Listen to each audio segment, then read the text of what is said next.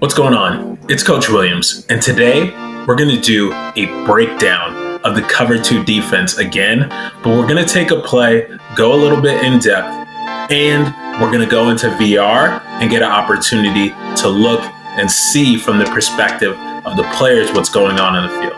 And I think that's what really makes my videos and the stuff that I'm putting out different from everybody else's, because not only am I showing you the plays, but I'm giving you that opportunity to actually step into it, see the reads from the perspective of the players, and really understand what's going on. So if you're a player that's trying to learn more and trying to get better at your position, this is a great opportunity to do it. And if you're a fan, now you're going to get the opportunity to really understand what's going on the field.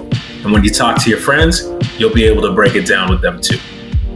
So we're going to talk about the national championship game from 2018, the famous play where, Tua threw that deep ball at the end of the game and scored a touchdown. And, the rest is history. It was all tank for Tua. And, now everybody's giving him a hard time and everything. But oftentimes, one thing that I notice is you'll see a highlight play of, a receiver making an incredible play. And oftentimes it really is an incredible catch, or a quarterback making an insane laser throw. And oftentimes it's a busted coverage, or there's a technique error that ends up happening and people don't notice it. So yeah, it's a great play by the offense, but it's also the offense taking advantage and exposing the fragility of the defense. So we're going to do that right now. We're going to talk about that last play of the game. It's overtime. Let's talk about the situation. It's overtime in this game. And, Tua had just been sacked. So as you can see here, it's 2nd and 26, overtime game. They're down by 3. They need to score to be able to win this game. And the defense is in cover 2 right now, like we talked about last week. So we know all the responsibilities that everybody's doing. It's actually, I believe it's actually a quarter, half coverage, but we won't focus on too much on what's going on down here, because up here, it's cover 2, okay?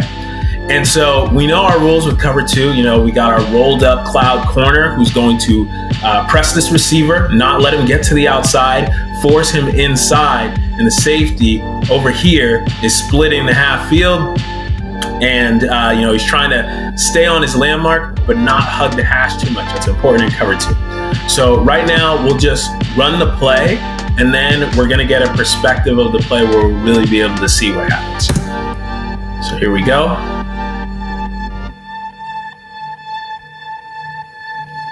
All right, play happens. Tua launches a laser. Touchdown, right? Touchdown. And there's not a lot of... the receiver is wide open on the play. So now we're going to be able to see it from this all 22 perspective here. Okay. So what does this corner want to do? What did we talk about? His main primary job is to reroute this receiver and not let him get to the outside, because it's hard for the safety to be able to get over the top. Now, remember what we talked about, right? We said that the corner's read is from 1 to 2. But wait a minute, it's a 3-by-1 formation. I'm not sure if this is a tight end or a receiver. If it's a tight end, this would be tray formation. If it's a receiver, this would be trio, right? So when you get the 3-by-1 and you're this corner, you're a cover 2 corner, well now number 2 ends up coming out of the backfield. But if you only have 2 threats, this guy can help you out with 2 to the flat. So you want to be super aggressive with this guy, because you're going to get help over the top, right? So I want to slow this down. I don't want to go too fast. I want you guys to be able to see what happens here.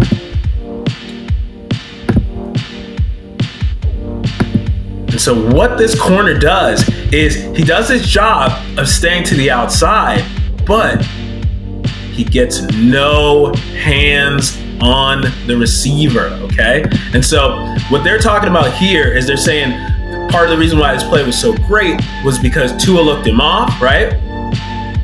And you'll see he starts to go to a little bit more towards the middle of the field, right?